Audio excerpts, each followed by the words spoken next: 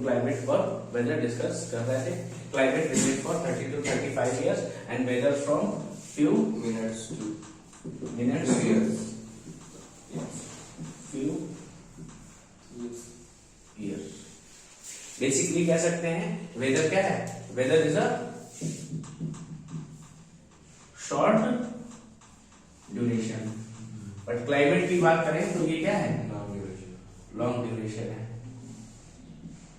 ठीक है, यहाँ पे आपकी फूड हैबिट्स भी आपकी अलग होती है क्लाइमेटिक कंडीशंस में। आप किसी बहुत ठंडी जगह रह रहे हो तो आप वहां पे क्या करेंगे, अलग अलग टाइप की चीजें खाते हैं, वहां फ्रोजन फूड बहुत ज्यादा खाएंगे। आप वहां आइबेक्स का मीट खा लेंगे। क्या आइबेक्स जानवर होता है बड़ा सा, ठीक है, या सील का मीट खा रहे हैं। ठीक है, तो ये सारी चीजें क्या है, अपने यहाँ क्या ये सब नहीं मिलेगा इजिली, बट वहां पे क्या है, ये फूडिंग हैबिट हमारे क्लाइमेट के हिसाब से भी डिसाइड होती है। हमारा लिविंग स्टाइल भी हमारे क्लाइमेट के हिसाब से ही डिसाइड होता है कि हम कैसे कपड़े पहनेंगे, हम किस तरीके से रहेंगे। ये कौन डिपेंड करता है, किस पे, क्लाइमेट पे ही डिपेंड करता है। और क्या,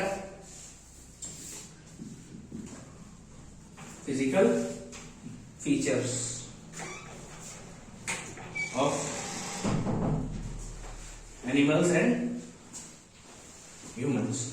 मानव और जानवरों पे क्या है, फिजिकल फीचर्स किस पे डिपेंड करते हैं, क्लाइमेट पे ही डिपेंड करते हैं। जैसा यहाँ का क्लाइमेट होगा, अगर आप अफ्रीका में जाएंगे तो वहां के लोग अलग कलर में पाए जाएंगे, इंडिया के अलग कलर के हैं। फिर आप फ्रोजन या ट्रॉप ऊपर जाएंगे, कहाँ क्या बोलते हैं, जम्मू कश्मीर, टुंड्रा रीजन, जम्मू कश्मीर बोल सकते हैं, साइबेरियन रीजन, रशिया है, ये अपना स्वीडन, फिनलैंड, स्विट्जरलैंड, यहाँ का क्या है, क्लाइमेट बिल्कुल अलग है। तो वहां पे क्या है, आपको अलग टाइप के लोग मिलेंगे। जैसे जितना ठंडा इलाका होता है वहां के लोगों की आंखें ब्लू होती है, ब्लू आई वाले आपको इंडिया में रेयर मिलते हैं, लेकिन वहां पे इजीली मिल जाएंगे, बिकॉज वहां के क्लाइमेट पे ही ये सब डिपेंड करता है।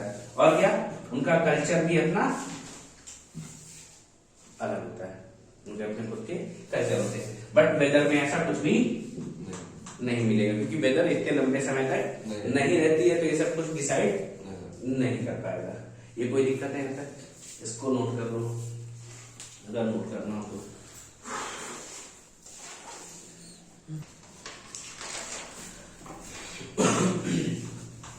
मैंने आपको इससे पहले बताया था विंड, क्लाउड्स, ये सारी चीजें सुनी थी ना आपने, टोर्नेडो, साइक्लोन्स, ये सब क्या करते हैं, दे ट्रांसफर हीट। भाई उसके क्या हो रहा है, ट्रांसफर ऑफ हीट हो रहा है, तब ये सारे फिनोमिना होते हैं। ये बात समझ में आ रही है, ठीक। अब क्या, इसके बाद आपके एलिमेंट्स ऑफ क्लाइमेट।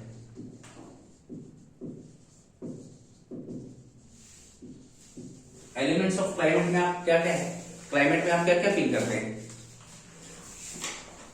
ठंडी, गर्मी, तो टेम्परेचर लिख देते हैं। और ह्यूमिडिटी और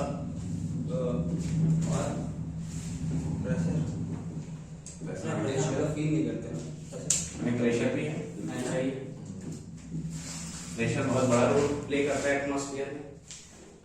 देन आफ्टर प्रेशर के बाद विंड्स हैं, देख तो नहीं सकते लेकिन फील कर सकते हो, ठीक है। सनशाइन, और या वो जिसे कहते हैं धूल का जो चलता है, डस्ट, वो इतने बेसिक में नहीं आता, वो आपको लिखवा चुके हैं, हम हेज वगैरह लिखवाया ना आपको, ठीक है। और क्या, विजिबिलिटी और clouds, these are the basic elements of atmosphere and climate. या बोल सकते हैं वेदर एंड क्लाइमेट के क्या है, बेसिक एलिमेंट्स, बेसिक एलिमेंट्स हैं। इनके बिना वेदर और क्लाइमेट पॉसिबल ही नहीं होगा। इन सब का यूज करके ही we measure climate and weather. Measurement of climate and weather can be done through these features. इनका यूज करके क्या कर सकते हैं, वेदर और क्लाइमेट को मेजर कर सकते हैं। किसका यूज करेंगे, temperature, humidity, precipitation, wind, sunshine, visibility and clouds. Total 8 elements हैं आपके।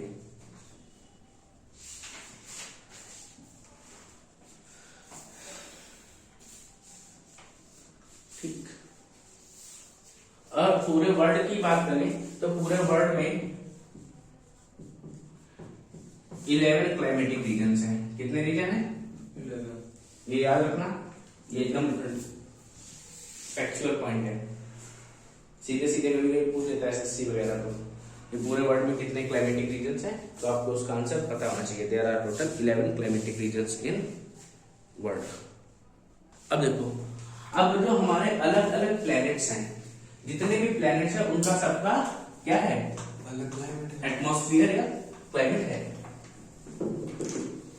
तो ये एटमॉस्फेयर है क्लाइमेट किसकी वजह से होगा? Due to gases present on them.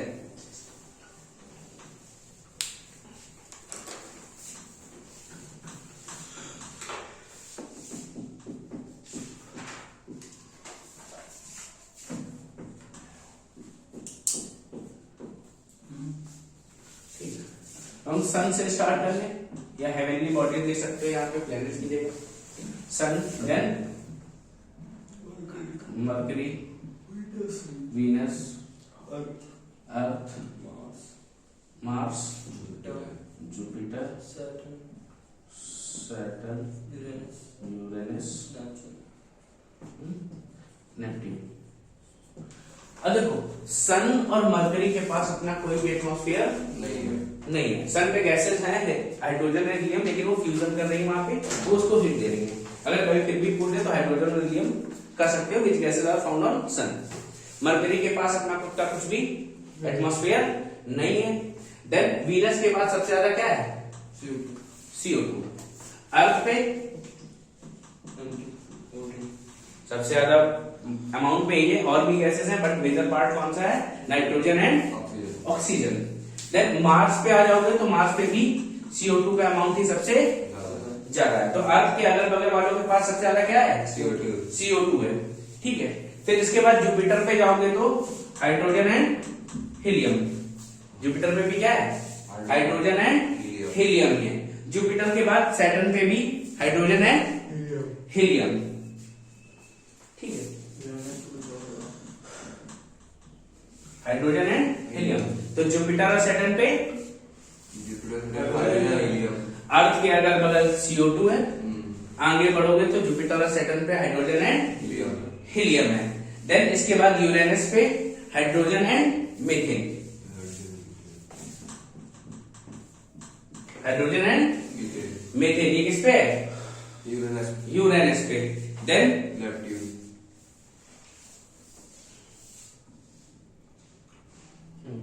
Neptune पे नाइट्रोजन एंड मीथेन। ये एटमॉस्फेयर याद रखने, एसएससी में भी पूछा था which of the planet has methane and nitrogen.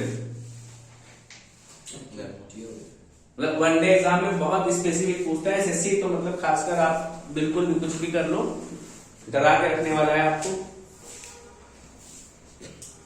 You can note them down.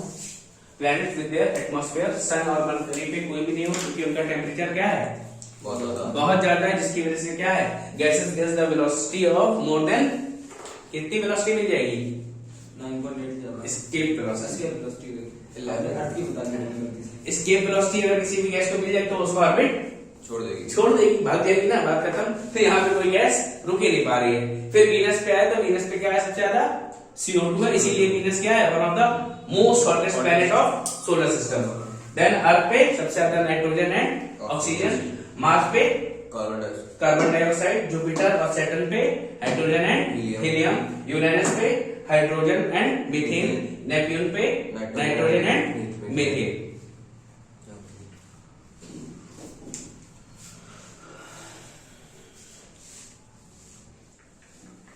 ठीक है, अब हेडिंग डाल दो अर्थ एटमॉस्फेयर।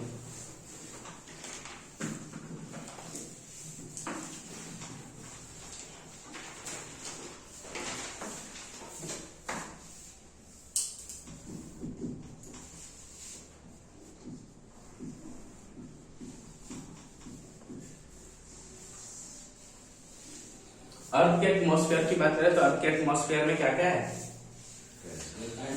गैसेज हैं और वाटर, एटमॉस्फेयर यानी हवा की बात कर रहे हैं तो हवा में वाटर वेपर और डस्ट पार्टिकल, ये सब मिलकर क्या बनाते हैं? अर्थ का एटमॉस्फेयर बनाते हैं। वाटर वेपर क्या है? वाटर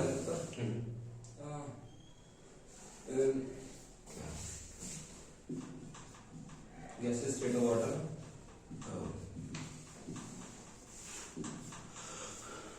जब पानी रूम टेम्परेचर पे वाटर वेपर के फॉर्म में हो तो क्या है? वो वाटर वेपर है। अगर रूम टेम्परेचर से ज्यादा बॉइलिंग पॉइंट पे है तो स्टीम है। स्टीम है, ध्यान रखना, ठीक है। अगर रूम टेम्परेचर पे है तो क्या? Water vapour. अगर बॉइलिंग पॉइंट पे है तो स्टीम होगी, ये ध्यान रखो। अब इसके बाद बात करते हैं अर्थ पे पाई जाने वाली गैसेस। सबसे ज्यादा कौन सी मिलती है? कितनी? 78.08%। ठीक, कोई दिक्कत? Then oxygen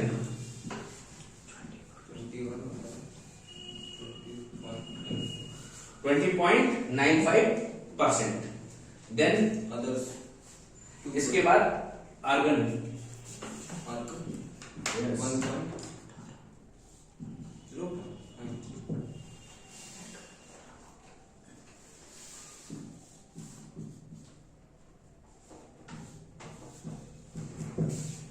0.03%। Then neon 0.002%। अब जैसे जैसे आगे बढ़ते जाएंगे इनकी क्या गैसेस का अमाउंट कम होता जाएगा। इनमें आपको मेजर याद रखनी है, माइनर छोड़ देनी है, कोई दिक्कत? हीलियम 0.0005%। क्रिप्टन 0.0001%। ठीक है, हीलियम कितनी है? 0.0005%। Krypton 0.001%। Then xenon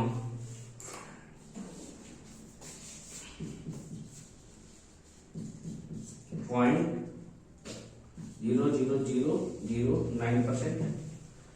then hydrogen 0.00005%। Then इसके बाद ओजोन 0.00005%। इतनी गैसेस हैं आपके अर्थ के एटमॉस्फेयर में। इसमें आपको मेजरली कौन सी याद रखनी है? ये वाली 4 मेजर बोल सकते हैं ना, बाकी कब तक है? ये 4 मेजर है, इनको याद रखनी है आपको। ये आप याद रखो या ना रखो इतना फर्क नहीं पड़ेगा। बेसिकली आपके एग्जाम में नाइट्रोजन, ऑक्सीजन, हाइड्रोजन और CO2 ही पूछे जाएंगे। बहुत रेयर होगा तो कभी कभार भटक जाते हैं, इधर उधर पूछ ले तो बात अलग है।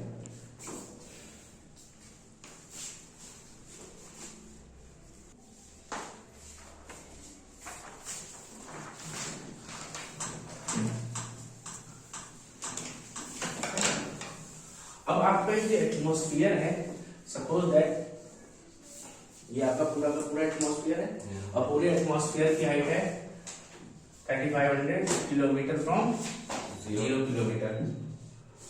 अब यहाँ पे अगर आप 1 किलोमीटर तक 32 किलोमीटर तक देखेंगे, अब तो 32 किलोमीटर आपको 99% गैसेस मिल जाएंगी एंड रिमेनिंग पार्ट में 1% गैसेस मिलती है। पूरी 99 सारी गैसेस की बात कर रहा हूं मैं, ऑल ओवर गैसेस 99% आपको अप टू 32 किलोमीटर तक मिल जाएंगी। बाकी 1% 3500 किलोमीटर तक मिलती है। मतलब 1% एरिया में 99% गैसेस हैं एंड 99% एरिया में 1% गैसेस हैं and even it is less than 1%। दिख रहा है ना? 35 नहीं 32 है। इसको नोट कर लेना बहुत अच्छे से भैया। 1% गैसेस ऐसी कौन सी गैसेस जो 80% ऊपर होती है बाकी सारे? ऐसी कौन सी गैसेस नहीं है, सिर्फ सारी। 1% गैसेस ही ऊपर पाई जाती हैं। सारी मतलब सारी गैसेस का सारी गैसेस अगर हम बात करें हाँ। तो 1% ही हमें कहाँ मिलेंगी, ऊपर। ऊपर मिलती है, बाकी 99% हमको नीचे मिलती है।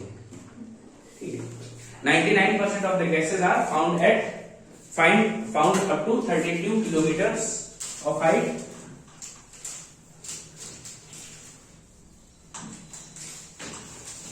and 1% gases are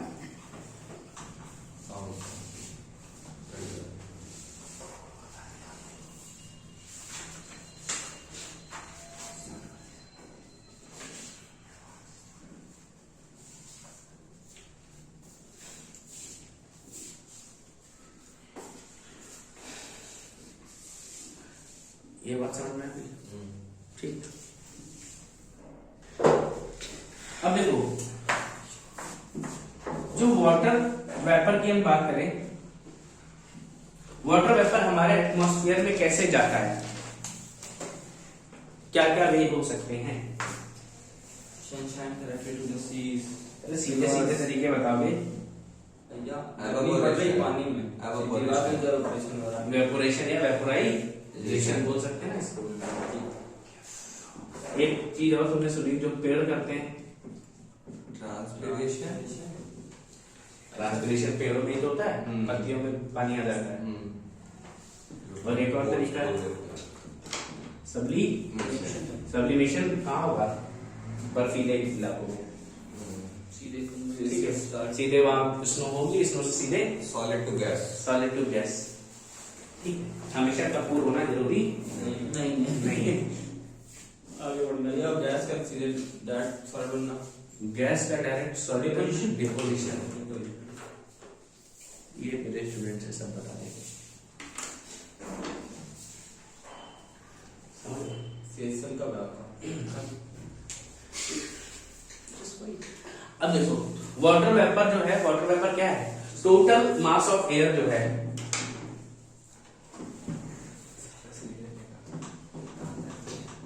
total mass of air का 4% से ज्यादा कभी भी वाटर वेपर नहीं होगा।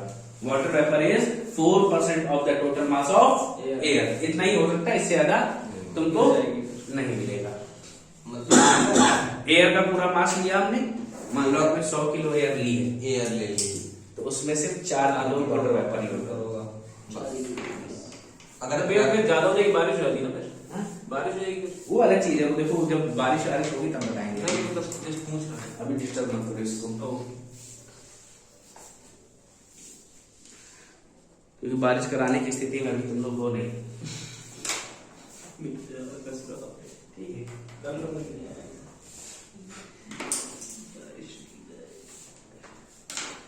अब देखो, ये जो वाटर वेपर है, वाटर वेपर किसमें हेल्प करते हैं?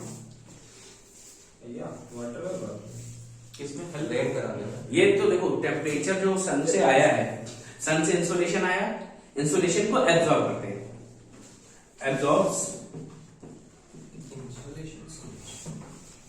Insolation from sun and maintain the temperature of atmosphere and surroundings. Earth atmosphere. क्या कर रहे हैं? इनमें जो पानी इंसोलेशन आया तो टेम्परेचर इन्होंने एब्जॉर्ब किया, जिसकी वजह से क्या है, अर्थ के टेम्परेचर को ये मेंटेन कर रहे हैं। अब जो वाटर वेपर्स हैं, they are found up to 90 kilometre. कहां तक मिलते हैं? 90 किलोमीटर मिलते हैं, but mostly are found up to 18 kilometre. मिल तो हमें 90 तक सकते हैं, लेकिन हमें ज्यादा अमाउंट कहां मिलेगा? 18 किलोमीटर तक ही इसका ज्यादा अमाउंट मिल रहा है। नोट इट डाउन भैया। ठीक है, अब इसके बाद बात करते हैं डस्ट पार्टिकल्स की।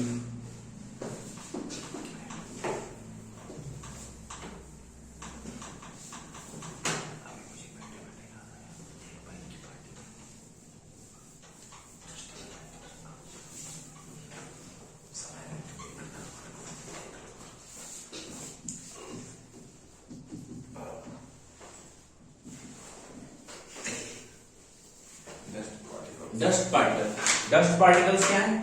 Dust particles are the solid small particles which remains या solid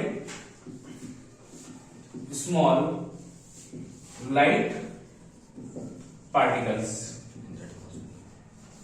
remains suspended in air। Atmosphere बोल सकते हैं या एयर बोल सकते हैं, कोई दिक्कत नहीं है तुमको, ठीक है। ये कितने लाइट होते हैं? ये बहुत लाइट होते हैं ना, तभी तो हवा में उड़ रहे हैं। अब देखो ये अलग अलग टाइप के हो सकते हैं, जैसे आपने आग जलाई और कैसे हो गए, लेकिन फिर भी वो जले नहीं, अनबर्न पार्टिकल्स हैं, इनको बोलते हैं हम शूट। क्या बोला जाएगा इनको? शूट। शूट। देन अगर बर्ट पार्टिकल्स हैं तो ऐश। वो वाली ऐश नहीं, पैसा। देन आपको पॉलन भी मिल जाएंगे। पॉलन प्लांट्स में होते हैं, बहुत लाइट होते हैं। ये तो आपने उसमें पढ़ा होगा, जब प्लांट में रिप्रोडक्शन पढ़ते हैं तो air is also act as a medium, या एटमॉस्फेयर आपका कैसे मीडियम का काम कर रहा होता है, ठीक है। पॉलन के अलावा आपको और कौन सी डस्ट मिल सकती है? Meteor dust. भाई सपोज दैट कोई मीटियोर क्या हुआ, एटमॉस्फेयर में एंटर कर गया तो क्या होगा, उससे भी तो डस्ट आ सकती है, बिल्कुल कि नहीं आ सकती है, ठीक है। या ह्यूमन इंड्यूस्ड डस्ट, जो डस्ट क्या बनाते हैं हम लोग, जिसको पैदा कर रहे हैं, पत्थर पत्थर काट पीट के ये बना रहे हैं।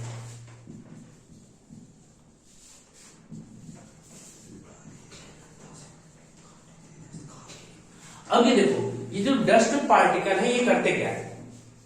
ये डस्ट पार्टिकल ये वाटर ड्रॉप्स को, वाटर को अपने चारों तरफ स्टिक कर लेते हैं। सपोज दैट ये डस्ट पार्टिकल है, इसमें क्या होगा, चारों तरफ पानी चिपक जाएगा। पानी चिपक जाएगा, they will form water droplet. क्या बनाएंगे? पानी की बूंदे बनाते हैं। So these dust particles are hygroscopic.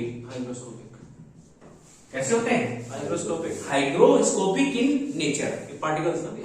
Hygroscopic particles हैं, ठीक। These dust particles are hygroscopic particles which attracts the water and forms droplets। droplets बन गए। droplets बनने के बाद और क्या हो सकता है? भैया सनलाइट आ रही है, सनलाइट किस कलर की है? Yellow, white. सनलाइट आपकी व्हाइट लाइट है ना? हाँ भैया। It consist of all colours in universe. जितने भी आपके कलर्स हैं सारे उसमें उसी व्हाइट लाइट में, बट बेसिकली आपको कितने विजिबल होते हैं? 7 विजिबल होते हैं। अब ये जो वाटर ड्रॉपलेट है यहाँ पे, जैसे ही इसमें सनलाइट आएगी, ये क्या करती है? It scatters the light, sunlight. Sunlight है, अब इसकी वजह से क्या हो रहा है, आपका स्काई ब्लू दिखाई देगा। यस, ठीक है। अब सनसेट और सनराइज के समय आपको येलो और रेड भी दिखाई देता है कुछ, ठीक है। It is just because of your these water droplets and movement of sun। कोई दिक्कत नहीं भैया। आपका रेनबो बन रहा है, वो भी क्या क्यों बनता है? इन्हीं की वजह से, ड्रॉपलेट्स, इन्हीं की वजह से बनता है। मैंने बताया था आपको, टोटल इंटरनल रिफ्लेक्शन बनता है, तो अब क्या होगा रेनबो बनने का? एक बार होगा तो प्राइमरी और 2 बार हो गया तो secondary rainbow. What is the difference between primary and secondary rainbow? Primary में एक बार टी आधा होता है, वो तो ठीक है, वो तो मैंने बता दिया ना, एक बार किया या 2 बार किया यार। एक बार आप ऐसे पढ़ते हैं, ठीक है। ये प्राइमरी हो गया तो सेकेंडरी क्या हो जाएगा? समझ गए? ये बताने जा रहा हूं, बस कलर का पैटर्न चेंज हो जाता है। ये बात समझ में आ गई? ठीक है। तो ये क्या है? These are the dust particle which are very light, remain suspended in air। कहां से मिलेंगे? अनबर्न पार्टिकल, जिन्हें हम शूट बोल सकते हैं, बर्न, एश, पॉलन, ठीक, from plants, meteor dust and human induced dust. कितने सारे तरीके हो सकते हैं जहां पे हमको ये मिल सकते हैं। और क्या है? These are hygroscopic particles, attracts water and forms water droplet, and these water droplets scatters the light। Sunlight को स्कैटर करते हैं, and gives us the blue colour of sky, ठीक है, एंड रेनबो एक्सेट्रा। कोई दिक्कत है यहां तक? ठीक है। इसके बाद डालो layer and structure of atmosphere, असली चीज अब पढ़ेंगे। तो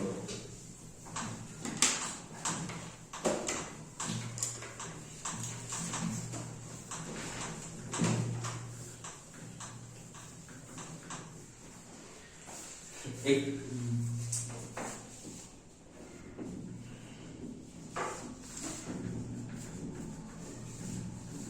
स्ट्रक्चर ऑफ एटमॉस्फेयर,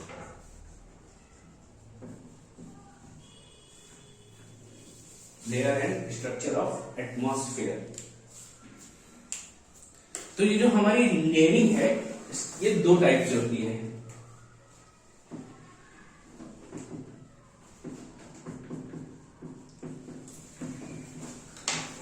एक होती है केमिकल कंपोजिशन, दूसरी होती है टेम्परेचर बेस्ड।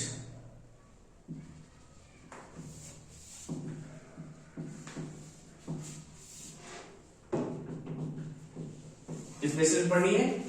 टेम्परेचर बेस्ड और chemical based.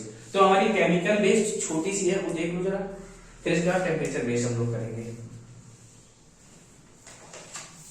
Suppose it is your atmosphere, ये बात समझ में आ रही है? ये 0 किलोमीटर है, ये 80 किलोमीटर, ये 3500 किलोमीटर। कोई दिक्कत? अब ये जो 0 to 80 किलोमीटर है, यहां पे आपको यूनिफॉर्म एटमॉस्फेयर मिलेगा, यूनिफॉर्म एटमॉस्फेयर कंपोजिशन होगी। क्या होगी? यूनिफॉर्म कंपोजिशन होगी। यहां पे आप यहां से गैस ले लो कोई, यहां पे गैस ले लो कोई, यहां पे गैस ले लो कोई, तो यहां पे जो आपने अपने आपको परसेंटेज ऑफ गैसेस पढ़ाया है, वो सभी एरिया से सेम निकलेगा। आपने यहां से गैस उठाई तो यहां पे नाइट्रोजन कितना होगा? 78.08%, ठीक है। ऑक्सीजन कितना होगा? 20.95% उसमें। आपने यहां से ली वही सेम रेशियो, यहां से ली वही सेम रेशियो, सभी जगह होगा, ठीक है। So it is also known as homosphere. कोई दिक्कत? Every section has uniform proportion of gases. कोई दिक्कत नहीं? बट ये जो आपका रिमेनिंग पार्ट है, ये है हेटेरोस्फीयर, ठीक। ये क्या है? हेटेरोस्फीयर है। यहां पे क्या होता है, ये जो डेंसर गैसेस हैं, डेंसर गैसेस आपको 99% पूरी की पूरी नीचे मिल जाएंगी, और लाइटर गैसेस जो हैं ये 99% पूरी की पूरी ऊपर मिल जाएंगी। अभी देखो कैसे, अगर आपने सपोज किया, देखो अगर आपने क्या किया, यहां से गैस ली, तो यहां पे आपकी भारी गैसेस कौन सी हैं? नाइट्रोजन और ऑक्सीजन है। तो आप जब यहां से गैस निकालोगे तो आपको उसमें 99% नाइट्रोजन मिल जाएगा, 99% ऑक्सीजन मिल जाएगा। 1% की बात है। 1% ऑक्सीजन हाइड्रोजन मान लो होगा। लेकिन जब आपने ये किया कि ऊपर वाले पार्ट से ली गैस, तो आपको क्या मिला? 99% हाइड्रोजन, 99% हीलियम, है ना। ये बहुत हल्की गैसेस हैं। तो जब आप ऊपर वाले पार्ट से ले रहे हो तो सिर्फ हाइड्रोजन हाइड्रोजन आ रहा है, नीचे वाले पार्ट से ले रहे हो तो क्या? नाइट्रोजन नाइट्रोजन, ऑक्सीजन ऑक्सीजन आ रहा है, मतलब डेंसर गैसेस आ रही है। तो क्या यूनिफॉर्मिटी दिखा रहा है? नहीं। यहां पे आप क्या करें, यहां पे कहीं से लो, every gas will be in same proportion, but इसमें ऐसा नहीं हो रहा था। तो ये कैसा है? नॉन यूनिफॉर्म है। यहां तक कोई डाउट है? कोई समस्या? इसमें केमिकल टेम्परेचर कहाँ आया था? केमिकल टेम्परेचर सिर्फ केमिकली बात की है मैंने, ये केमिकल चल रहा है। हाँ, it is chemically, chemical composition है ये। मैंने बोला था क्लास में भी, हेडिंग डाल देना केमिकल कंपोजिशन, तो उसकी बात करें। टेम्परेचर के बेसिस पे हम पूरा भी करेंगे इसके बाद।